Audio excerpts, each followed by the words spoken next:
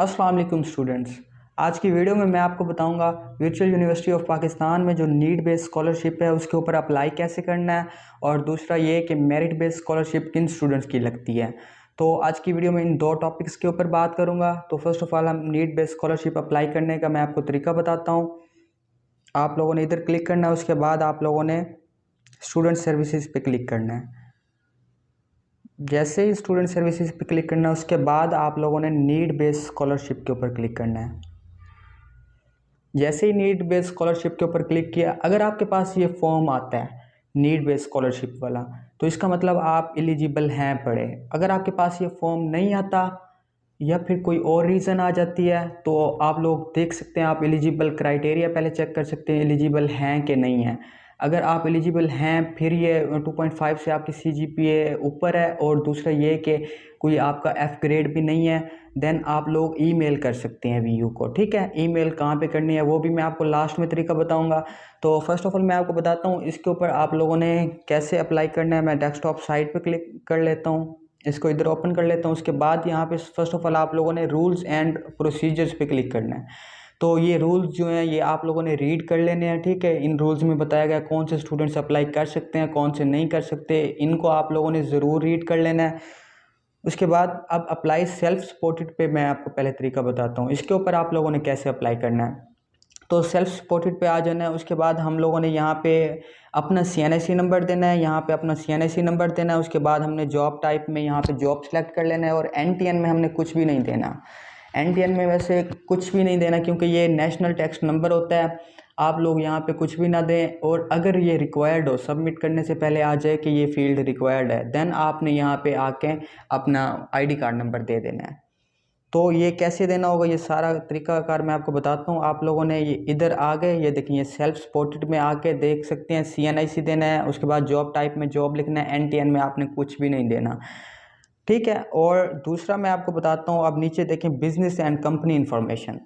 Business and company information में आप लोगों ने यहाँ पे नेम टाइटल की जगह उस कंपनी का नाम देना है, फिर उस कंपनी का एड्रेस देना है जहाँ पे आप जॉब करते हैं, या कोई फैक्ट्री या कुछ भी है उसका आपने एड्रेस देना है। फिर आपने उसका फ़ोन नंबर देना है, फिर मोबाइल नंबर देना है। अच्छा, फ़ोन नंबर और मोबाइल नंबर की जगह पे दोनों सेम नंबर आप पुट कर सकते हैं। अब फिर नीचे ईमेल देना है आप लोगों ने उसी कंपनी का। अब नीचे आप लोगों ने अपनी पोस्ट लिखनी है, अपनी पोस्ट लिखनी है कि आप वहाँ पे क्या वर्क करते हैं। ठीक है, और नीचे आप लोगों ने सिलेक्ट करना है कि आप कितने साल से काम कर रहे हैं, 1 साल से या 2 साल से आप लोगों ने सिलेक्ट कर देना है। उसके बाद आप लोगों ने यहाँ पे एनुअल इनकम पे क्लिक करना है। यहाँ पे आप लोगों ने अपनी साल की इनकम लिख देनी है। अगर आपकी 25,000 सैलरी है तो आप लोगों ने उसको 12 से मल्टीप्लाई करना है, मतलब ये 3 लाख बनता है। तो आप लोग यहाँ पे अपनी जितनी भी आपकी सैलरी होगी वो आप लिख सकते हैं। उसके बाद आप लोगों ने हाउस टाइप पे आ जाना है। यहाँ पे आप लोगों ने रेंटेड लिखना है। अगर आप लोग ओन लिखते हैं तो स्कॉलरशिप के चांसेस कम हो जाते हैं कि आपको मिले, तो इसलिए यहाँ पे आप लोगों ने रेंटेड लिखना है। उसके बाद नीचे हाउस एड्रेस अपना लिखना है, अपने घर का एड्रेस लिखना है, और उसके बाद अपना स्टेटस लिखना है कि आप लोग मैरिड हैं या अनमैरिड हैं।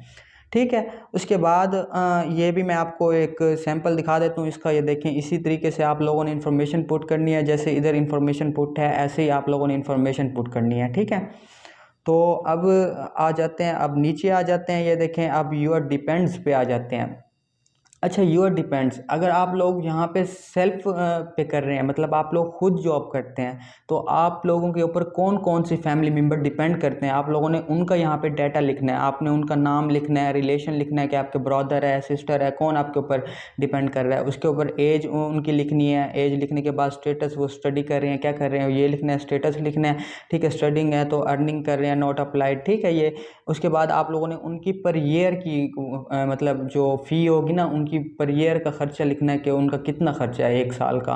तो इस तरीके से आप लोगों ने एक इन्फॉर्मेशन, फिर अगर ऐड न्यू रो करनी है तो ऐड न्यू रो कर सकते हैं, देन ऐड न्यू रो कर सकते हैं। ठीक है, ये सारी की सारी इन्फॉर्मेशन आप लोगों ने सारा डाटा देना है आपके ऊपर कौन डिपेंड कर रहा है, और उनकी क्या एज है, क्या नाम है, और क्या स्टेटस है, और कितनी उनकी फ़ीस है पर ईयर की। ठीक है, और यहाँ पे रिमूव भी कर सकते हैं आप रो। ठीक है, और इसका भी मैं आपको सैंपल दिखा देता हूँ एक छोटा सा। ये देखें, ये इसका सैंपल है। योर डिपेंड्स, यहाँ पे नेम लिखना है, फिर ठीक है रिलेशन में ब्रदर है, ब्रदर ठीक है, एज लिखनी है, फिर उसके बाद स्टेटस लिखना है, स्टडीइंग ठीक है, उसके बाद फिर उसकी इनकम मतलब लिखनी है, इनकम या फीस जो भी है वो लिखनी है। फीस उसकी 40,000 पर ईयर फीस है तो ये लिखनी है। इस टाइप से आप कुछ भी लिख सकते हैं, मतलब उसका कितना खर्चा है पर ईयर का आप लोग लिख सकते हैं।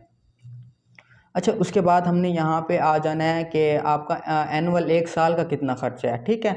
उसके बाद आपके पास यूटिलिटीज़ आ जाते हैं, एजुकेशन आ जाते हैं, लिविंग आ जाते हैं, लोन आ जाते हैं, अदर्स आ जाते हैं। ये आप लोग जैसे कि पर मंथ 25 के सैलरी है तो आपने क्या काम करना है, 3 लाख ये बनता है पर ईयर का, तो आप लोगों ने इतना लिखना है, सारों को एडजस्टमेंट करके इतना लिखना है कि आपके 3,50,000 बने, मतलब आपकी सैलरी से मतलब ज़्यादा आपका खर्चा बने। अब देखें मैंने यहाँ पे लिखा हुआ है, देखें एनुअल ठीक है, साल का कितना खर्चा बनता है। यूटिलिटीज़ 30,000, एजुकेशन 1.5 लाख, लिविंग 80,000 ठीक है, और लोन 60,000, अदर्स 30,000। तो इस तरीके से आप लोगों ने लिखना है कि आपके जो सैलरी है उससे 30-40 हज़ार ज़्यादा बने, ठीक है। मतलब सैलरी जो है 30-40 हज़ार उससे ऊपर आपका खर्चा बढ़े। जो मतलब अगर आपकी सैलरी है ना 3 लाख, तो आप खर्चा आपका हो 3,30,000 या 3,50,000।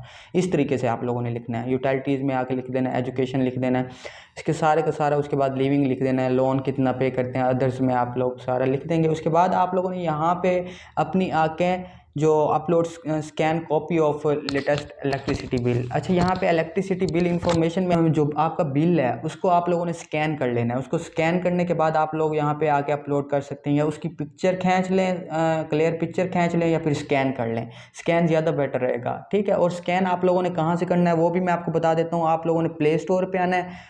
प्ले स्टोर पर आने के बाद मैं आपको वो एप्लीकेशन दिखा देता हूँ। आप लोगों ने यहाँ पे स्कैन फ़ोटो बाय गूगल, ठीक है, यहाँ पे सर्च करना है।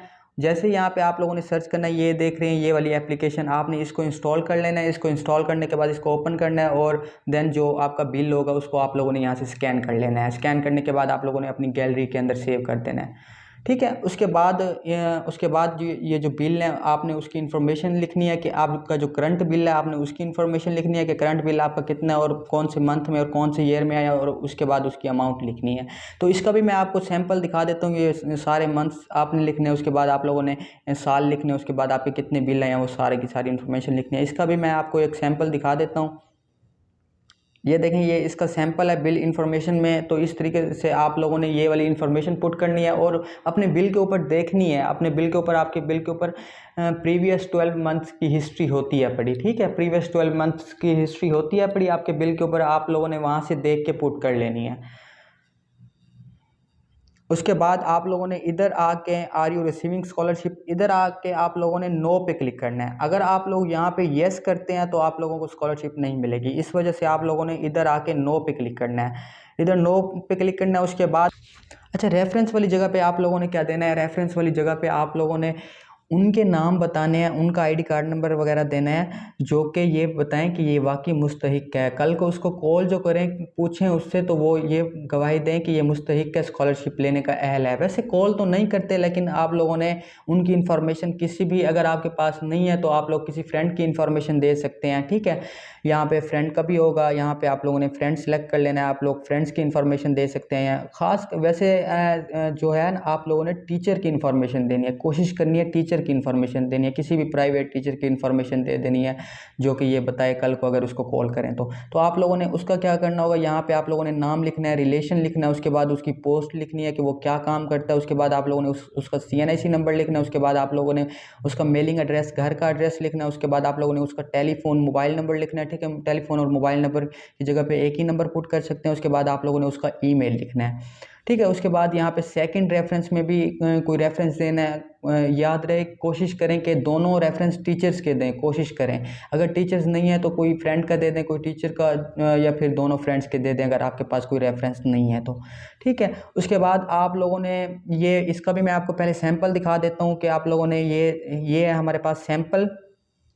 ये देख सकते हैं, ये रेफरेंस के सैंपल हैं। इस तरीके से आप लोगों ने ये देखें, रेफरेंस 1 नेम है, नेम, उसके बाद रिलेशन है, ठीक है, टीचर है, ठीक है, उसके बाद उसकी post as a private teacher है, CNIC, उसका मेलिंग एड्रेस, उसके बाद उसका टेलीफोन, मोबाइल और ईमेल, ठीक है, और उसके बाद रेफरेंस 2 में भी आप देख सकते हैं सैंपल। उसके बाद यहाँ पे नीचे सबसे लास्ट वाले ऑप्शन में आपने एक ऐसी रीज़न लिखनी है 250 करेक्टर्स के ऊपर, ऐसी रीज़न लिखनी है जिसकी बेस पर वो आपको स्कॉलरशिप देंगे। आप लोगों ने स्कॉलरशिप के लिए रीज़न लिखनी है कि आप लोगों को स्कॉलरशिप क्यों चाहिए। तो 250 कैरेक्टर्स के ऊपर आप लोग रीज़न ज़रूर लिखेंगे और रीज़न भी देखेंगे। अगर रीज़न वैलिड हुई तो फिर आपको देंगे। रीज़न आप लोगों ने देख लेनी है, कोई अच्छी सी रीज़न लिख देनी है जिससे वो आपको स्कॉलरशिप दे। आप लोगों ने रीज़न देने के बाद मैं आपको अब दूसरा ये बता दूँ, एक तो ये हमने सेल्फ सपोर्टेड पे क्लिक किया था, और दूसरा हम अगर फैमिली सपोर्टेड पे क्लिक करते हैं, किसी कोई अपने फादर के ऊपर डिपेंड करता है, तो उसके ऊपर सारी आप लोगों ने उसकी इन्फॉर्मेशन कैसे देनी है, बस आप लोगों ने सिर्फ 2 जगहों पे चेंजिंग करनी है। फैमिली सपोर्टेड में आके यहाँ पे जो फादर है, फादर का नाम दे देना है। यहाँ पे पहले फादर सेलेक्ट कर लेना है, उसके बाद फादर का नाम दे देना है, उसके बाद फादर का CNIC दे देना है। उसके बाद जॉब टाइप में अगर जॉब है तो जॉब, या बिज़नेस है तो बिज़नेस या अदर लिख देना। उसके बाद NTN में आप लोगों ने कुछ भी नहीं देना। उसके बाद यहाँ पे NTN में वैसे कुछ नहीं देना होता, लेकिन अगर रिक्वायर्ड हो ये फील्ड तो आप लोगों ने यहाँ पे ID कार्ड नंबर अपने फादर का दे सकते हैं। अच्छा, बिजनेस एंड कंपनी इन्फॉर्मेशन में आप लोगों ने क्या देना है? बिजनेस एंड कंपनी इन्फॉर्मेशन में आप लोगों ने वो इन्फॉर्मेशन देनी है जहाँ पे आपके फादर जॉब करते हैं। पहले यहाँ पे नेम टाइटल में आप कंपनी का नाम लिखेंगे या फैक्ट्री जो भी है उसका नाम लिखेंगे, फिर एड्रेस लिखेंगे उसका, फिर उसका फ़ोन नंबर लिखेंगे, फिर मोबाइल नंबर सेम, ये दोनों सेम ही लिखेंगे। उसके बाद आप लोगों ने यहाँ पे ईमेल लिखना है, उसका उसी कंपनी का ईमेल लिखना है, ठीक है। और यहाँ पे आपने उनकी पोस्ट लिखनी है कि वो एज अ वर्कर है या फिर जो भी हैं, आप लोगों ने उनकी पोस्ट लिखनी है। और उसके बाद यहाँ पे वो कितने टाइम से जॉब कर रहे हैं तो आप लोगों ने लिख देना है 1 या 2 साल, जितने भी साल से जॉब कर रहे हैं वो आप लोगों ने सिलेक्ट। उसके बाद आप लोगों ने उसकी एनुअल इनकम बतानी है। अगर वो 25,000 है या 30,000 है, तो अगर 25,000 है तो 25 को 12 से मल्टीप्लाई करेंगे 3 लाख ये बनता है, मतलब उनकी एनुअल इनकम बता देनी है को कितनी बनती है। दूसरी बात, यहाँ पे हाउस टाइप में आप लोगों ने रेंटेड लिखना है, ऑन नहीं लिखना, रेंटेड पे क्लिक करना है। उसके बाद आप लोगों ने हाउस एड्रेस, अपने घर का एड्रेस लिखना है। उसके बाद यहाँ पे स्टेटस लिखना है, मैरिड या अनमैरिड। मैरिड हैं तो मैरिड लिखते हैं, अनमैरिड हैं तो अनमैरिड। उसके बाद आप लोगों ने यहाँ पे डिपेंडेंस इंक्लूड यू। अच्छा, डिपेंडेंस इंक्लूड यू का मतलब कि आप लोगों ने पहले अपना डाटा लिखना है यहाँ पे, ठीक है, अपना नाम लिखना है। उसके बाद रिलेशन लिखना है कि आप लोग जिसके ऊपर डिपेंड कर रहे हैं, मतलब आप लोग उनके बेटे हैं ना, तो फादर के ऊपर डिपेंड करें आप लोग। यहाँ पे सन लिखेंगे, उसके बाद यहाँ पे अपनी एज लिखनी है, और उसके बाद यहाँ पे स्टेटस लिखना है, स्टडीइंग। उसके बाद आप लोग अपने 1 साल की फ़ीस या 1 साल का खर्चा लिखेंगे कि कितना आपका खर्चा हो जाता है। उसके बाद अगर आपके फादर के ऊपर कोई और ब्रदर या कोई और सिस्टर या कोई और फैमिली मेम्बर डिपेंड करता है तो उनका भी यहाँ पे डाटा नीचे सारा वही प्रोसेस है जो मैंने आपको बताया था, ठीक है। उसके बाद नीचे सारा वही प्रोसेस है, बस चेंजिंग कहाँ पे करनी है, यहाँ पे डिपेंड्स इंक्लूड यू पे। जब आप गार्डियन या फादर के ऊपर डिपेंड्स कर रहे हैं तो वहाँ पे अपना यहाँ पे ज़रूर लिख देना है, ठीक है। अगर आप उनके ऊपर डिपेंड कर रहे हैं, अपना यहाँ पे डाटा ज़रूर लिख देना। उसके बाद कोई और डिपेंड कर रहा है फैमिली मेम्बर, तो उनका भी यहाँ पे डाटा लिख देना है, उनका नाम वगैरह लिख देना है। मैंने आपको सैम्पल ऑलरेडी दिखा दिया है। और उसके बाद हम यहाँ पे अगर गार्डियन पे क्लिक करते हैं तो यहाँ पे गार्डियन में भी सेम वही प्रोसेस है। आप लोगों ने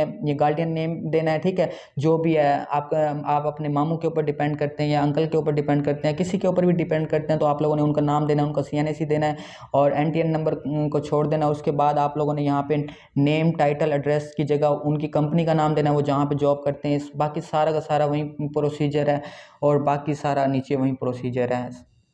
तो अच्छा, NTN नंबर क्या होता है मैं आपको ये बता देता हूँ। जो NTN नंबर होता है नेशनल टैक्स नंबर होता है। यहाँ पे आप लोग वैसे उसका ID कार्ड नंबर लिख सकते हैं, अगर गार्डियन है या फादर है उनका ID कार्ड नंबर लिख सकते हैं, या अगर आप सेल्फ सपोर्टेड हैं तो आप लोग अपना यहाँ पे ID कार्ड नंबर लिख सकते हैं NTN नंबर की जगह पे। वैसे NTN नंबर अगर रिक्वायर्ड हो देन ही आप लोगों ने यहाँ पे ID कार्ड नंबर लिखना है, अदरवाइज़ आप लोगों ने कुछ भी नहीं लिखना है, इसको स्किप कर देना है। उसके बाद आप लोगों ने यहाँ पे, मैं सारी की सारी इन्फॉर्मेशन पुट कर लेता हूँ, उसके बाद मैं यहाँ पे आपको सबमिट करके दिखाता हूँ। अच्छा, ये सारी इन्फॉर्मेशन मैंने पुट कर ली है। उसके बाद हम लोगों ने यहाँ पे सबमिट रिक्वेस्ट पे क्लिक कर देना है। अच्छा, तो जहाँ पे हमने फ़ोन नंबर देना है तो एट लीस्ट 12 करैक्टर्स देने हैं, ठीक है। 92 से स्टार्ट करना है, 92300 इस टाइप का फ़ोन नंबर देना है। जहाँ पे भी फ़ोन नंबर रिक्वायर्ड होगा वहाँ पे एट लीस्ट 12 करैक्टर्स देने हैं, ठीक है। उसके बाद हम लोगों ने यहाँ पे सबमिट रिक्वेस्ट के ऊपर क्लिक कर देना है, तो ये हमारा अच्छा। उसके बाद जैसे ही मैंने सबमिट किया, आप लोग देख सकते हैं यहाँ पे व्यू एप्लीकेशन करके आप लोग अपना डाटा देख सकते हैं। आप लोगों ने जो डाटा दिया है वो सारा आप लोग डाटा देख सकते हैं। आप लोगों ने इन्फॉर्मेशन बिल्कुल करेक्ट देनी है, कुछ भी गलत नहीं करना। अच्छा, हम लोग अब बात करते हैं मेरिट बेस्ड स्कॉलरशिप की। वो किन स्टूडेंट्स को मिलती है? जो मेरिट बेस्ड स्कॉलरशिप है वो 3.25 से ऊपर जिनकी CGPA होती है उनको मिल सकती है। ये डिपेंड करता है यूनिवर्सिटी के पास कितना फ़ंड है। यूनिवर्सिटी के पास जितना फ़ंड होता है उसकी बेस पर यूनिवर्सिटी कभी कभार 3 टॉप स्टूडेंट्स को उठा लेती है, कभी 10 स्टूडेंट्स को उठा लेती है। तो हर प्रोग्राम के मतलब अगर BS कंप्यूटर साइंस है तो BS कंप्यूटर साइंस के कभी 3 स्टूडेंट्स को उठा लेगी, कभी 10 पहले स्टूडेंट्स को उठा लेगी जिनकी अच्छी CGPA है, या कभी 20 स्टूडेंट को उठा लेगी जिनकी अच्छी CGPA है। तो इस तरीके से हर प्रोग्राम के टॉप स्टूडेंट्स को उठाकर उनको स्कॉलरशिप दे। ये डिपेंड करता है यूनिवर्सिटी के पास कितना फंड्स हैं, तो ये उसके ऊपर मेरिट बेस्ड स्कॉलरशिप डिपेंड करती है। और जो मेरिट बेस्ड स्कॉलरशिप है ये अप्लाई नहीं करनी पड़ती, ये ऑटोमेटिक लिस्ट में नाम आ जाते हैं। तो उसके बाद अपनी स्टूडेंट्स ID देखनी पड़ती है, वो लिस्ट में नाम भी आ जाते हैं।